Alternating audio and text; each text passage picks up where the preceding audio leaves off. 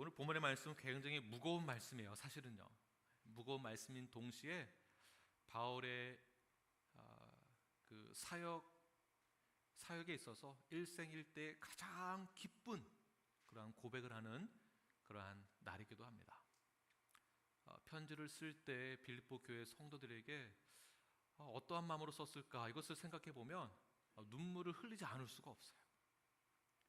바울이 처한 환경 가운데에서, 바울이 처한 그 상황 가운데에서 성도들을 위로할 때 가식적으로나 그냥 있는 말 그냥 해주는 정도로 끝나는 것이 아니라 그에게 있어서 모든 것을 다 토해내듯이 그의 신앙 고백을 통하여서 빌립보 교회 성도들을 위하여 격려하는 그런 메시지들을 오늘 본문에서 찾아볼 수가 있습니다. 바울은 항상 빌립보 교회를 생각할 때마다 하나님께 감사했습니다. 그리고 항상 빌립보 교회 성도들을 위하여서 기도하고 간구할 때마다 그들의 사랑과 그들의 지식과 총명, 분별함이 더욱더 자라날 수 있도록 그렇게 기도하였습니다. 의의 열매를 맺고 그리하여서 하나님께 영광과 찬송을 돌릴 수 있도록 그렇게 기도하는 것을 볼 수 있게 됩니다.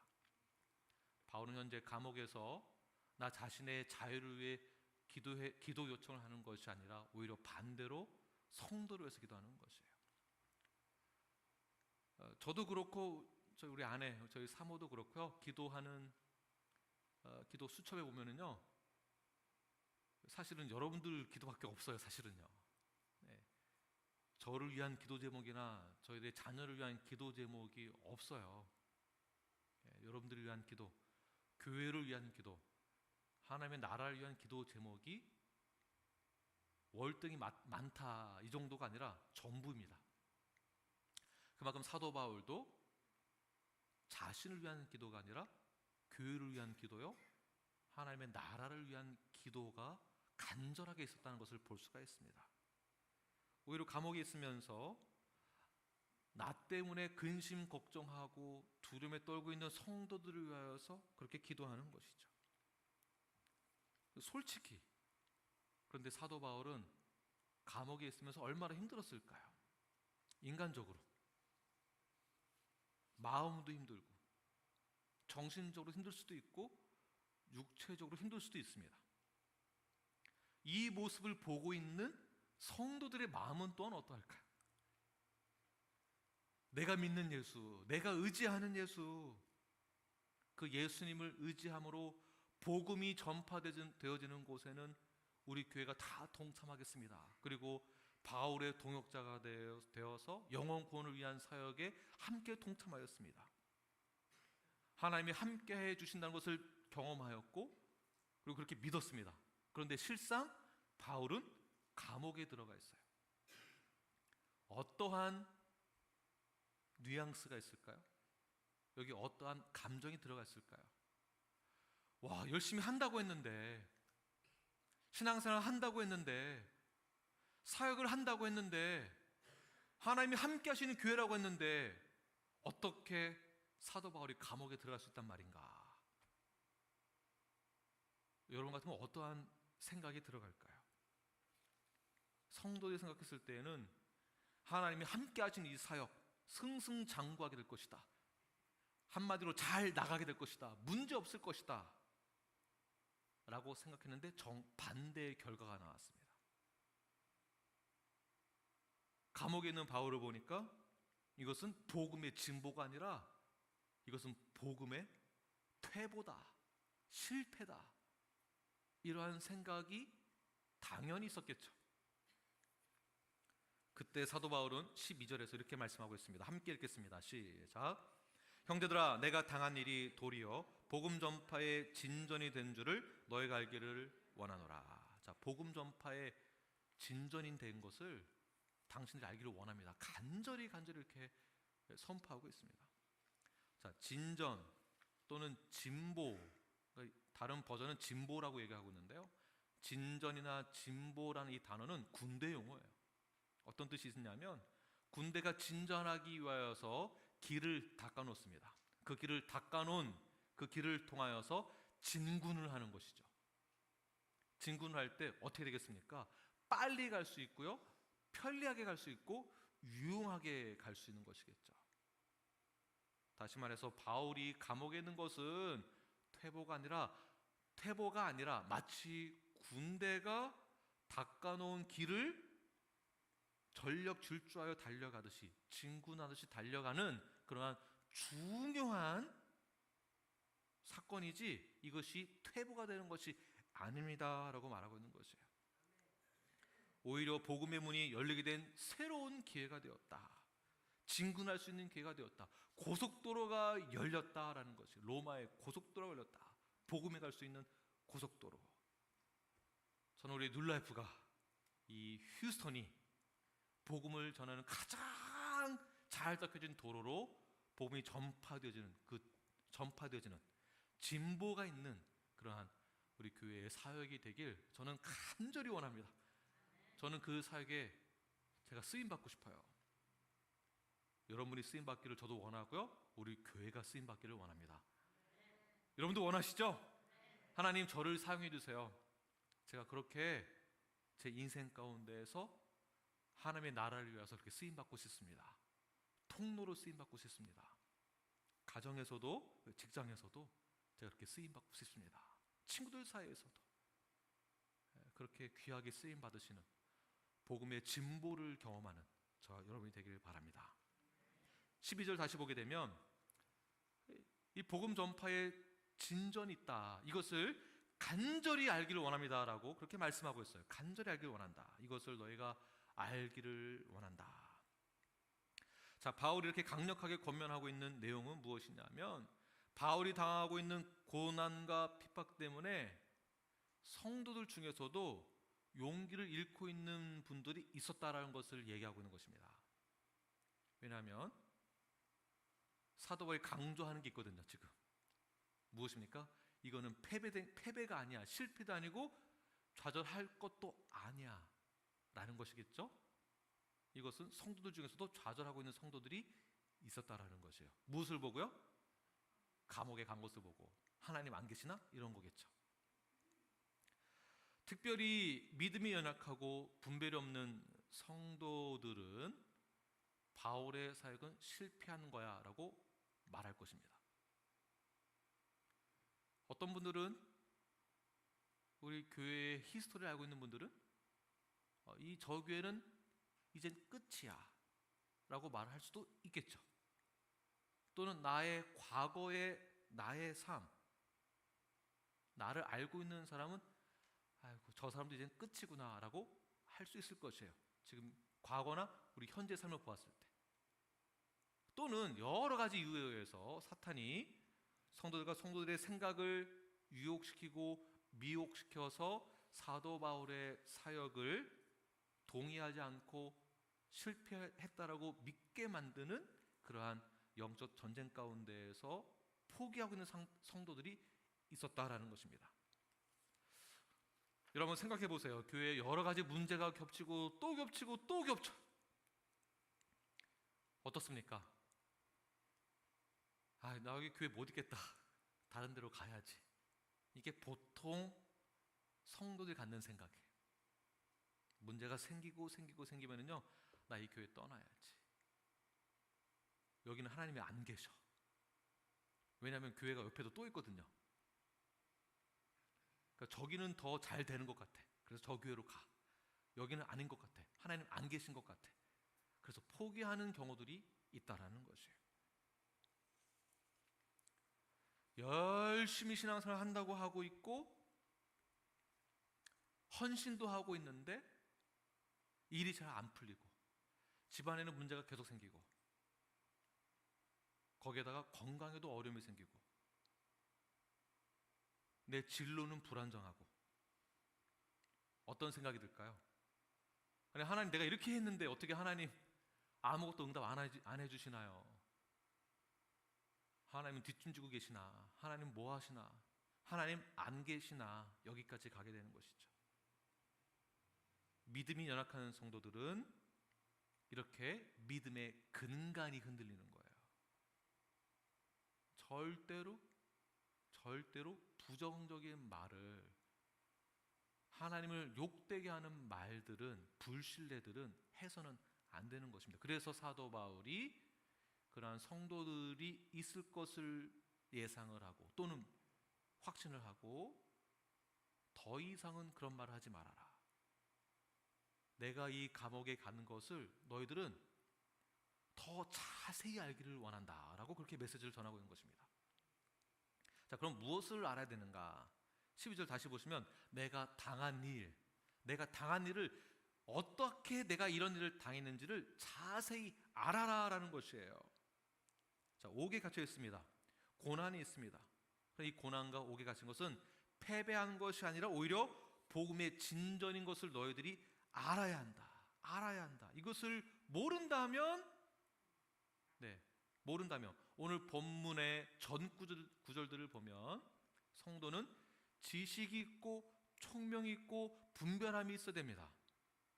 이러한 것이 없으면 성도들은 낙심하게 되는 것이에요. 그래서 내가 당한 일이 어떠한 일인지를 영적으로나 그리고 실제적인 일, 역사적으로나 현재 상황적으로도 자세히 알아야 한다는 것이에요.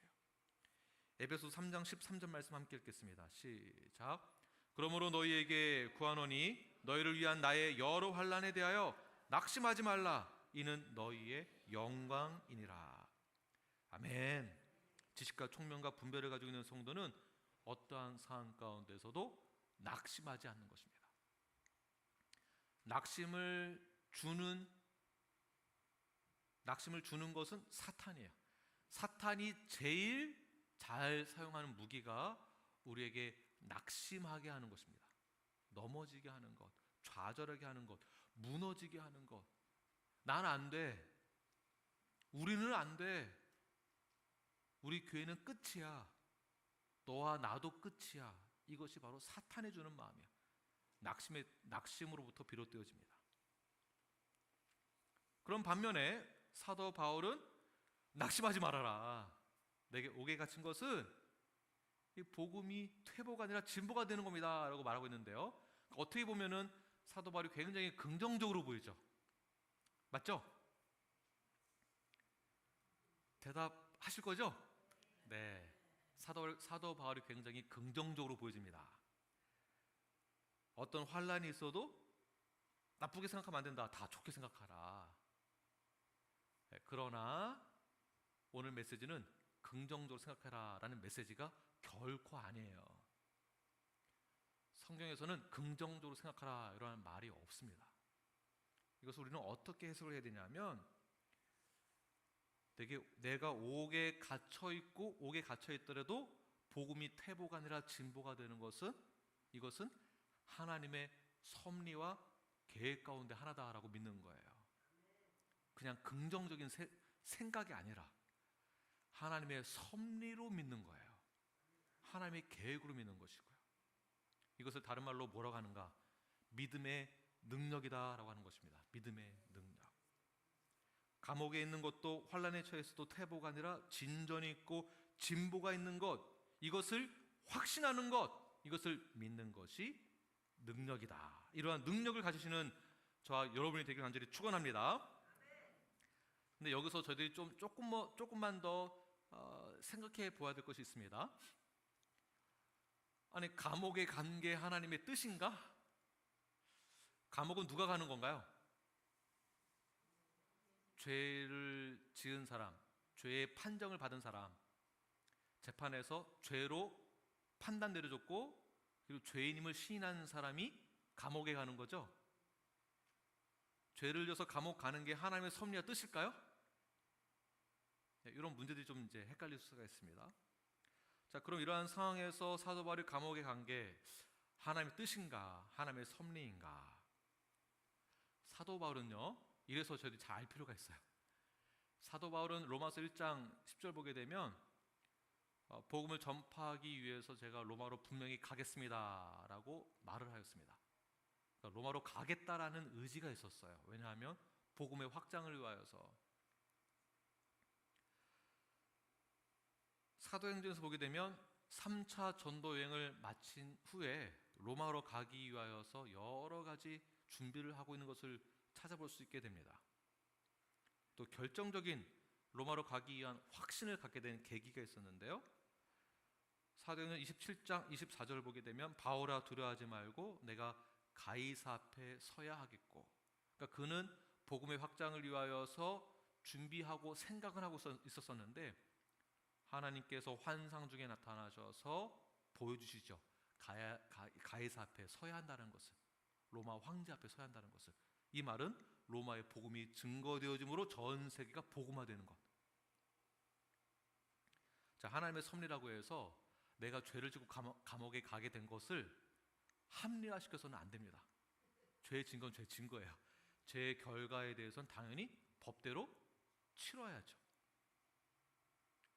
감옥에 간 사람들 전부 다 억울하다고, 나는 죄 없다고 누명 씌웠거나 실수거나 뭐 이런 거라고 하죠.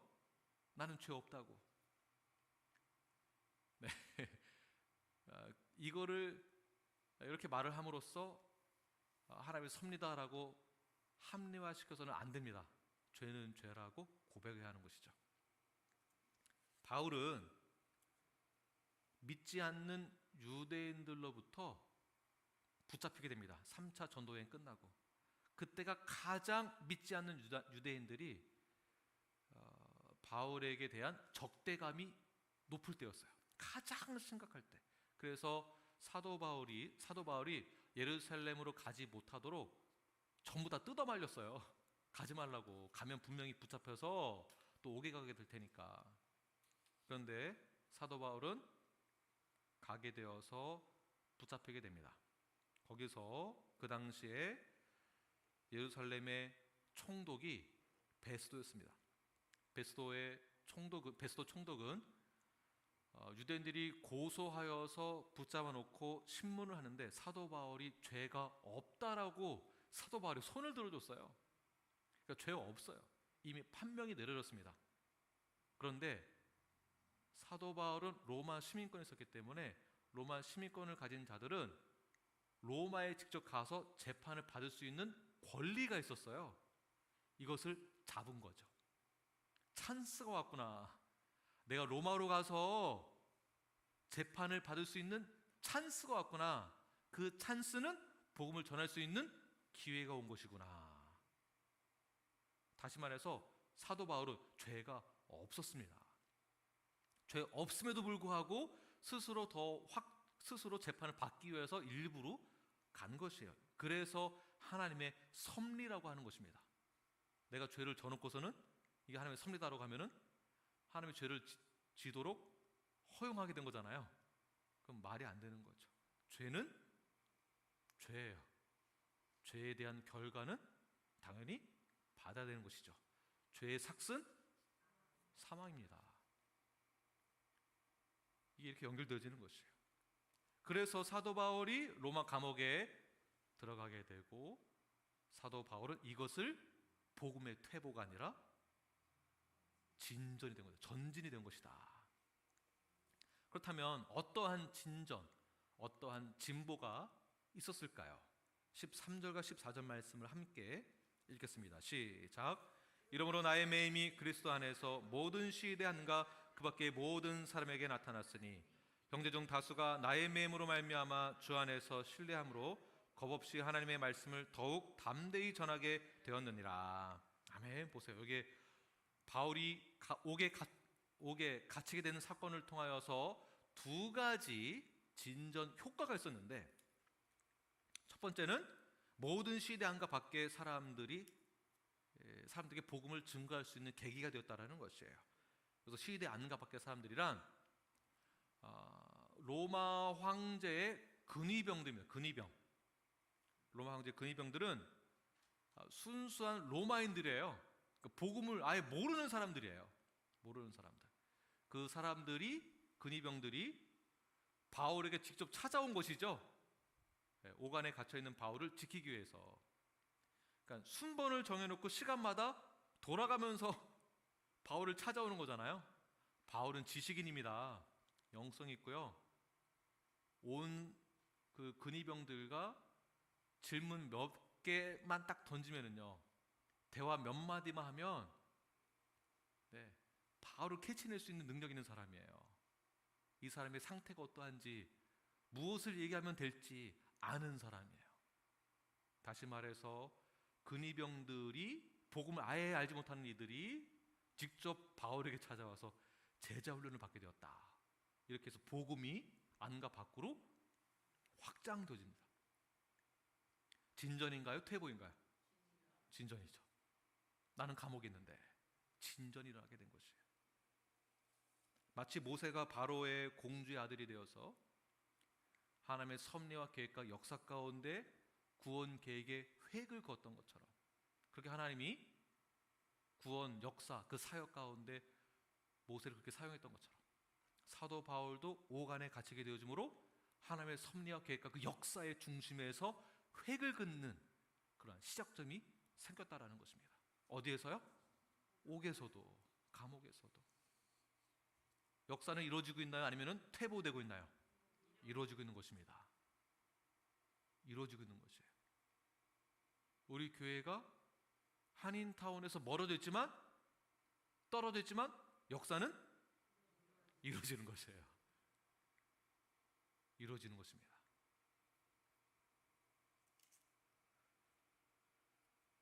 두 번째는 주 안에서 신뢰함으로 겁없이 하나님의 말씀을 더욱 담대히 전하게 되었다. 또 다른 부류는요, 보시면 하나님의 말씀을 어떻게 해요? 더욱 담대하게 전했는데 어떻게 전했습니까? 겁없이. 복음 전하다가 바울처럼 될 수 있는데도 불구하고 겁없이 담대하게 복음을 전하는 부류가 있었다는 것이에요. 진전인가요? 퇴보인가요? 진전이죠. 바울이 감옥에 있음에도 불구하고 하나님을 신뢰하면서 복음을 전할 때 담대하게 전했던 모습을 다른 부류가 보고, 이거구나, 이게 믿음의 능력이구나, 이게 하나님의 섭리구나. 감옥에 있는데도 바울은 하나님을 신뢰하였고, 그 모습을 본 다른 부류들도 나도 바울처럼 하나님을 신뢰해야 되겠구나. 그래서 겁없이 담대하게 복음을 전하게 된 것입니다. 누군가의 희생이 있었고 누군가의 헌신을 통해서 많은 부류들이 변화 생기게 되어지므로 복음이 증거되어지는 것이에요. 부흥이 일어나게 됩니다. 그렇다면 옥 밖에서는 어떠한 일들이 일어나게 되었는가? 15절 말씀 함께 읽겠습니다. 시작. 어떤 이들은 투기와 분쟁으로, 어떤 이들은 착한 뜻으로 그리스도를 전파하니. 그래서 이제 옥 바깥의 다른 부류들입니다. 여기에 두 부류가 또 있죠. 어떤 부류입니까? 첫 번째는 투기와 분쟁.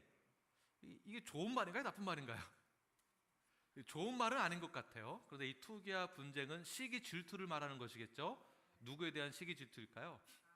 바울을 향한 시기 질투가 있는 사람들이, 부류가 로마 지역에 있었다는 것입니다. 복음을 바울만 전한 것은 아니었었겠죠. 근데 유난히 바울의 사역이 이렇게 아주 스팟라이트를 받는 그러한 바울입니다. 그러니까 옆에 있는 사람들이 시기 질투도 했던 것 같아요. 바울이 굳이, 우리가 여기 지금 복음 전하고 있는데 왜 여기까지 와서 또 전하려고 하나? 안 되겠네. 나라고 못할 게 뭐가 있어? 나도 할 수 있어 라고 하면서 나도 질 수 없지 하는 그 마음으로 열정이 생겨가지고 복음을 더 전하게 된 거예요. 시기 질투에 의해서. 그러니까 바울이 옥에 갇히게 된 그 계기를 통하여서 뜨겁지도 차갑지도 않았던 사람들이 불이 탁 올라온 거죠. 그래서 복음을 전하는 계기가 되었다. 또 다른 부류는 어떤 부류가 있습니까? 어떤 이들은 착한 뜻으로 복음을 전했습니다. 여기서 착한 뜻이란 7절에 보게 되면 변명함과 확정함. 변명함이 무엇이죠? 복음을 지켜내는 것, 변론하는 것, 변증하는 것. 진리가 이겁니다. 희석시키지 않고 이거다라고 말할 수 있는 사람. 확정은요? 복음을 선포하는 사람. 그러니까 복음을 지키면서 선포하는 사역을 하는 사람이, 어떤 이들은 착한 뜻으로 복음을 전했다는 것이거든요. 그러니까 착한 뜻으로 복음을 전하는 사람들이 기하급수적으로 많이 늘어났다는 것입니다. 복음을 증거하고 증인이 되고 복음을 전하는 그런 역할을 감당하게 되었다. 평소에는 교회를 나오는 둥 마는 둥, 사실 더 중요한 거는 교회를 나오고 안 나오고 그게 더 중요한 거 아니라 정말 내가 하나님을 신뢰하고 있느냐, 내가 예수를 믿고 있느냐, 정말 성도로서 신도로서 살아가고 있느냐, 이게 더 중요한데 이것도 아니고 저것도 아니고, 네, 교제합시다 해도 도망가고 동산범 합시다 하면은 바빠서 다음에, 교회 나오세요 안 나오고, 이러던 분들이 갑자기 사도 바울의 옥의 매임을 통하여서 어떻게 됐다는 것이죠? 적극적으로 헌신했다는 것이죠. 적극적으로 어떻게?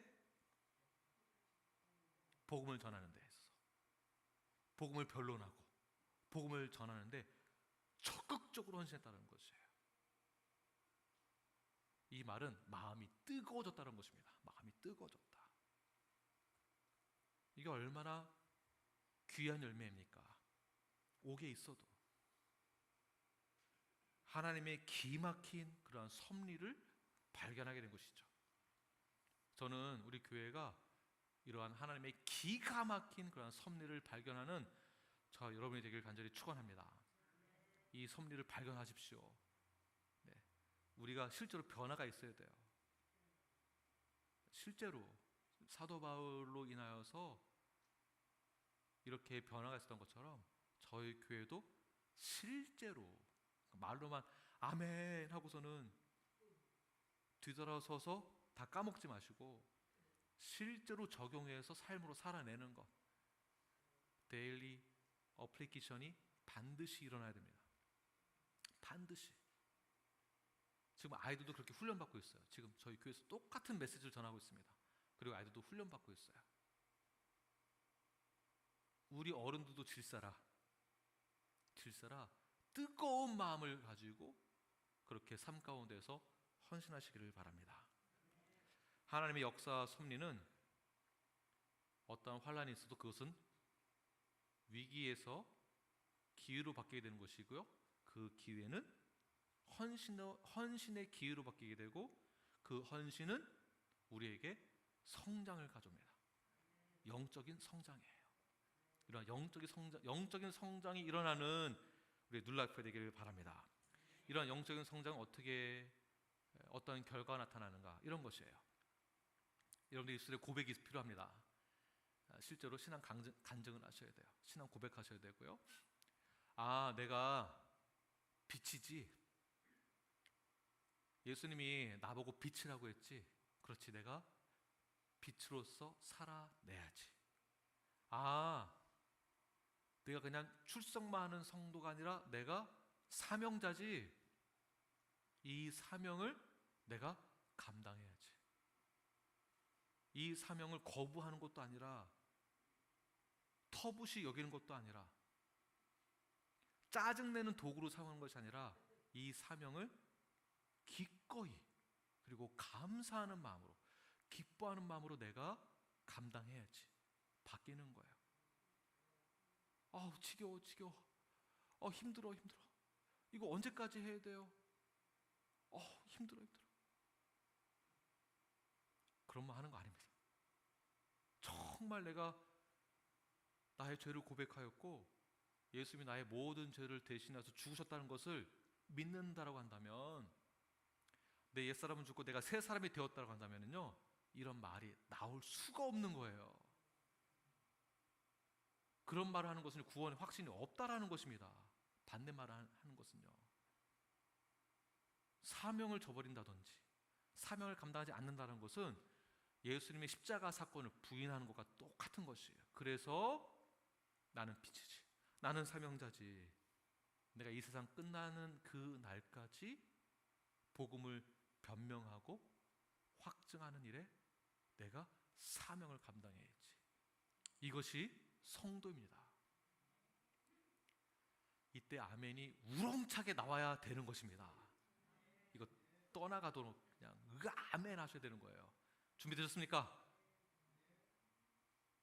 아멘 할 준비 되셨어요? 이거 떠나갈 정도로 한번 하시는 겁니다. 저 여러분 모두가 빛이 되었습니다. 믿으십니까? 아멘. 우리 모두가 다 사명자입니다. 믿으십니까? 아멘. 우리는 복음을 전할 의무가 있는 것이에요. 복음대로 살아낼 의무가 있습니다. 이것이 우리의 사명입니다. 우리는 구분된 자예요. 구분된 자. 세상과 다른 구분된 자예요. 어디 나가서 긴가민가하게 있지 마세요. 긴가민가는 우리한테 없습니다. 하나님의 의를 받았다고 한다면 어떤 열매? 의의 열매가 나오는 것이죠. 우리가 사탄의 영향을 받으면 죄의 열매가 나오는 거예요. 의의 열매를 받았는데 이런 된장이 나오면 뭐라고요? 그런 거 없다는 것이에요. 그런 거 없는 거예요. 이렇게 두 부류가 복음을 전하는 동기가 조금은 다를지 모르지만 서로 경쟁이 되어져서 복음을 전하는데 사명을 가지고 있다는 것입니다. 그런데 한쪽 부류는 시기 질투하여서 복음을 전하게 되었고, 한쪽 부류는 착한 뜻으로 했는데 이들이 전한 복음의 핵심이 있어요. 그 핵심이 무엇일까요? 바로 예수 그리스도다라는 거예요. 예수 그리스도. 18절 말씀 읽겠습니다. 시작. 그러면 무엇이냐? 거칠애로 하나 참으로 하나 무슨 방도로 하든지 전파되는 것은 그리스도니 이로써 나는 기뻐하고 또한 기뻐하리라. 아멘. 사실은 시기 질투를 사도 바울이 당하는 거잖아요. 그러면 반대쪽은 뭐라고 말을 할까요? 저 친구는 여기 괜히 와가지고 왜 그래? 여기 내 구역인데? 여기 와가지고 그냥 옥에나 들어가고 뭐 하는 거야 지금? 이 말이 들어갔을 거 아니에요? 그러면 누가 뒤에서 내 욕을 하는데 기분 나쁠까요? 좋을까요? 나빠야 될 상황이에요. 그런데 내가 기분 나쁘더라도 누가 증거되어진다고요? 예수 그리스도예요. 우리가 하나의 공동체로 살아가지만, 뉴라이프라는 이름으로 함께 살아가지만, 일주일에 한 번 만나지만 보기 싫은 성도가 솔직히 있나요? 없나요? 없으면 정말 좋은데 속으로 대답하세요. 있을 수도 있어요. 이상하게 저 사람 밥 먹는 것만 봐도 이상하게 그냥 싫은 거. 왜 밥을 저렇게 먹을까? 걷는 거 왜 저렇게 걸을까? 머리 스타일은 왜 저럴까? 웃는 거 왜 또 저렇게 웃을까? 그냥 싫을 때도 있어요. 그렇게 사탄이 미혹시키거든요. 그런데 그 사람마저도 하나님의 자녀라는 것. 내가 미워하는 사람이라도 하나님의 자녀라는 것. 그 사람도 예수님과 한 몸을 이루었다라는 것. 그래서 우리 안에서 비록 시기 질투가 있을 수 있지만 누가 증거되어야 되겠습니까? 예수 그리스도예요. 예수 그리스도. 이것을 꼭 기억하시길 바랍니다. 그러니 사도 바울이 얼마나 기뻤겠어요. 자신은 감옥에 있지. 그런데 복음이 전해지지 않을 줄 알았지만 복음이 더 확장되어지고 진전이 있고, 적이 아니라 같은 협력자가 되었고 한 몸을 이루게 되었고, 그래서 18절에서 이로써 나는 기뻐하고 또한 기뻐하리라. 기쁨이 넘쳐나는 거예요. 문제없는 교회 단 한 군데도 없습니다. 문제없는 집안 있나요? 부부 사이에 문제가 아예 없나요? 하슬자매님 갑자기 또 남편을 쳐다보시네. 무슨 문제 있으세요? 없어요? 아니 문제 있을 수 있잖아요. 이만큼. 없으면 좋습니다. 우리 자매 사이에 문제가 없을 수 있을까요? 수아자매님, 은하자매님? 있을 수 있어요. 그렇다고 나쁜 건 아니거든요. 근데 우리가 왜 기뻐할 수 있습니까? 하나님의 나라를 위한 것이고 복음 위한 것이고, 그리고 사도 바울에게 있어서는 지금 현재 감옥에 있지만 재판을 받는 것이 쉬운 것이 아니지만 복음을 전하게 된 것에 의해서, 복음이 확정된 것에 의해서 그는 기뻐할 수밖에 없었습니다. 사도 바울이 아마 이런 생각했을 것 같아요. 감옥에 있으면서 과연 이 복음이 전해질 수 있을까? 물론 사도 바울은 여러 가지 경험이 많이 있습니다. 경력 있고 노하우가 있어요. 여러 번 옥에 갇히기도 하고 여러 번 겪었습니다. 지금 이러한 상태 아무것도 자신에게 아닐 수도 있어요. 그러나 감옥에 간다는 것 자체가 정신적으로나 육체적으로 이것은 절대 쉬운 것은 아니겠죠. 그러면 이러한 상황 가운데서 복음이 전해질 수 있을까라는 생각을 분명히 했을 거예요. 어려웠을 거예요. 인간인지라 두려움이 아예 없다고 할 수 없었을 것입니다. 그런데 바울이 로마 감옥에서 생각지도 못했던 부흥의 역사가 이루어지는 것을 보았을 때 사도 바울은 무엇을 생각하게 됐을까요? 사람이 죄를 지어서 죄의 결과에 대한 책임을 진다고 했을 때 가장 낮은 곳 어디일까요? 감옥이죠. 감옥보다 더 낮은 곳은 없을 것입니다. 만약에 더 낮은 곳이 있다고 한다면 존재해야 되겠죠. 감옥이 제일 어려운 곳이에요. 가장 어려운 곳에 있으면서 가장 힘든 상황 가운데 있으면서 사도 바울이 복음을 전했을 때 분명히 이것은 하나님의 섭리이고 하나님의 계획이고 하나님의 뜻이다라고 확신했을 것이에요. 이거 내 힘으로 되는 거 아니구나.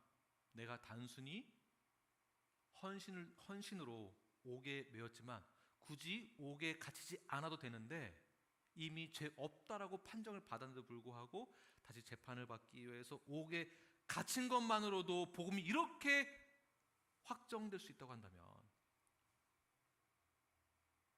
내가 옥에 있는 것도 오히려 좋은 것이구나라고 생각했을 것이에요. 하나님의 나라를 위해서라면. 더 나아가서 내가 감옥에 들어와도 이렇게 복음이 잘 전해진다면 혹시 내가 순교의 제물이 되어서더라도 복음이 전해질 수 있다고만 한다면 그 순교를 감당할 수 있겠다라는 그 마음이 당연히 들어가겠죠. 보통 감옥에 들어가면 정신적으로 어려움을 겪기 때문에 사람이 굉장히 위축감을 느끼게 되죠. 근데 사도 바울의 마음은 어떻게 변했습니까? 오히려 더 담대하게 바뀌었다는 것이에요. 담대하게. 결국 나로 인해서 나의 죽음으로 인해서 복음이 곳곳에 전해질 수만 있다면 죽음도 두려운 것이 아니구나. 이러한 생각을 하게 되었을 것입니다. 이것을 뭐라고 하는가? 죽음을 초월하는 믿음이다라고 합니다. 죽음을 초월하는 믿음. 제가 감히 말씀드리지만 이러한 죽음을 초월하는 그 믿음 여러분 갖길 원하시나요? 네, 우리 이 집사님 제일 크게 말씀하신 것 같아요. 집사님이 예전에 거의 10년 전에 목사님 제가 뉴라이프 교회 뼈를 묻겠습니다. 이 말씀하셨어요. 네. 집사님 기억나세요? 네. 당연히 뼈를 묻을 각오하고 제가 신앙생활 하겠습니다. 이런 뜻이겠죠. 네. 마찬가지로 오늘도 죽음을 초월하는 믿음. 20절과 21절 말씀 함께 읽겠습니다. 시작. 나의 간절한 기대와 소망을 따라 아무 일에든지 부끄러워하지 아니하고 지금도 전과 같이 온전히 담대하여 살든지 죽든지 내 몸에서 그리스도가 존귀하게 되게 하려 하나니 이는 내게 사는 것이 그리스도니 죽는 것도 유익함이라. 아멘.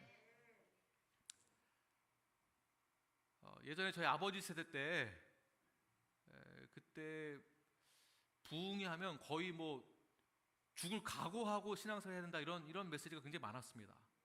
그래서 신앙 고백을 하고 결단하고 결신할 때 제가 주님을 위해서 죽겠습니다. 이런 분들 나오세요. 이렇게 보통 많이 했었어요. 그리고 선교를 강조했고요. 그것도 북한 선교를 강조했어요. 복음을 전하면서 죽음이 뒤따른다더라도 선교지에 가겠습니까? 거기에 아멘한 자들이 앞에 나왔어요. 꽤 많았어요. 꽤가 뭡니까? 거의 대부분이 눈물 흘리면서 제가 죽음을 각오하고라도 제가 복음을 전하겠습니다. 굉장히 많았어요. 김병선 사모님 기억나시나요? 그 다음. 네, 저도 그렇게 했는데. 저 다음 세대시구나. 네. 제가 말하고자 하는 그 포인트는 이것입니다. 나의 간절한 기대와 소망. 사도 바울의 간절한 기대와 소망이 무엇이었을까요? 저는 여러분들에게 질문합니다. 여러분들은 어떠한 간절한 기대와 소망을 가지고 계시나요? 사도 바울이 가지고 있었던 기대와 소망이 저와 여러분에게 있기를 원합니다. 바울은 어떠한 기대와 소망이 있었냐 하면 다메섹 도상에 가던 길에 주님을 만나기 전에는 그리스도인들을 핍박하던 자였어요. 그 핍박하다의 원어의 뜻을 찾아보니까 사냥감을 쫓는 자, 사냥감을 잡아 죽이기 위해 쫓는 자라는 뜻이에요. 쫓는 자. 누구를요? 사냥감을 잡아먹기 위해서. 그렇게 그의 인생의 모든 초점은, 그가 간절히 기대하고 그에게 있었던 모든 그 소망은 그리스도인들을 잡는 데 있었어요. 그리스도인들을 잡아 감옥에 넣는 데에 소망을 가지고 있었어요. 그런데 지금은 그가 간절히 원하고 기대하고 소망하는 것은 무엇입니까?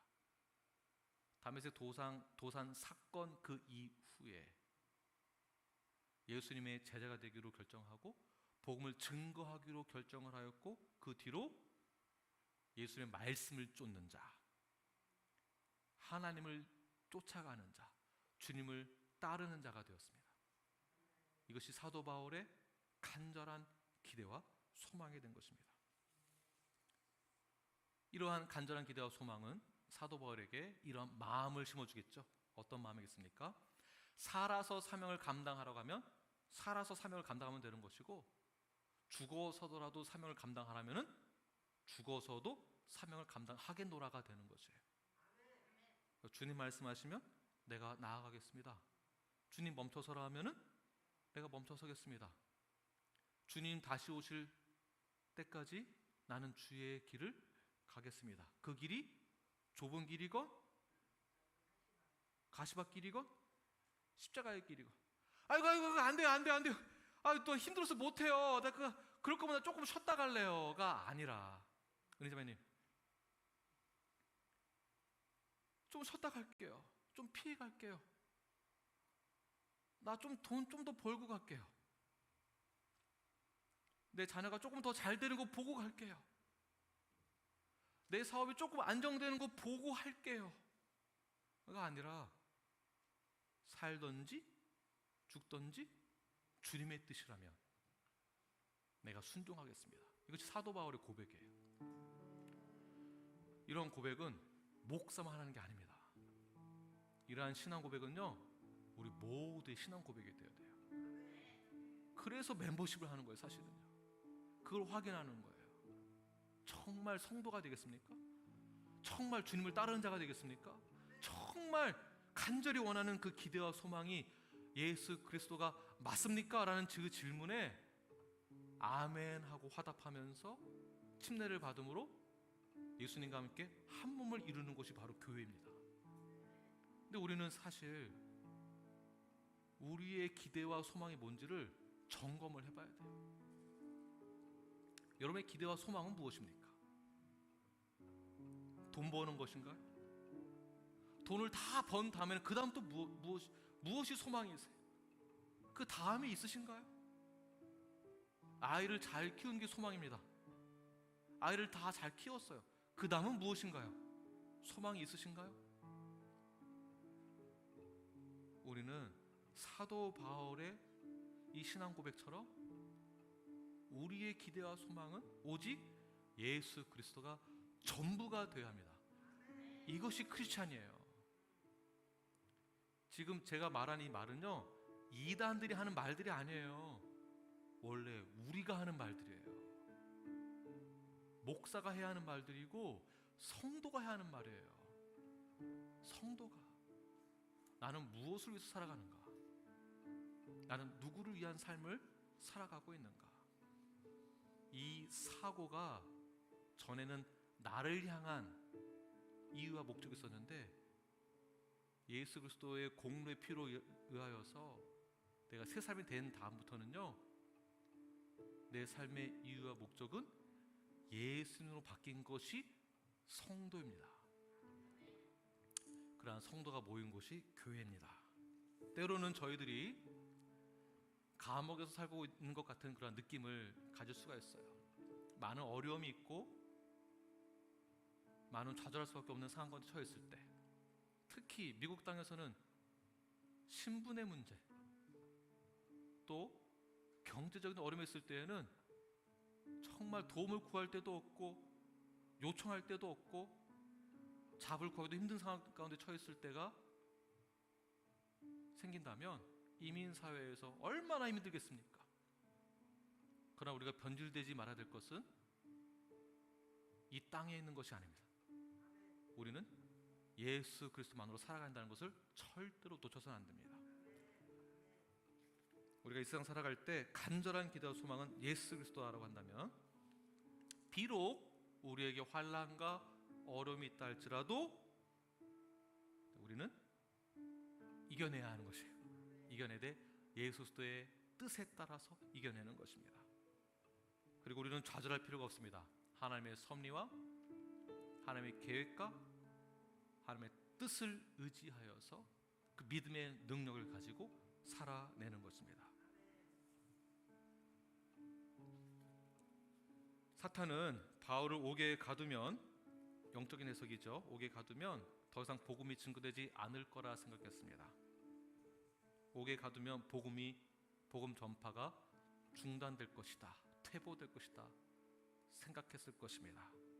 그러나 하나님의 말씀은, 하나님의 역사심은 그 누구도 막을 수 없습니다. 팬데믹 기간이 언제 끝날지 모르지만 앞으로 우리의 인생의 여정이 어떻게 전개될지 모르지만 우리가 집중해서 달려가야 할 것은 예수 그리스도, 그분에게 능력이 있음을 믿음으로 고백하며 생명을 다하여서 그렇게 주 앞에 나아가시는 여러분들 되길 바랍니다. 다시 한번 20절과 21절 말씀을 우리 마음을 모아서 함께 읽고 말씀을 마치도록 하겠습니다. 우리 함께 천천히 읽겠습니다. 시작.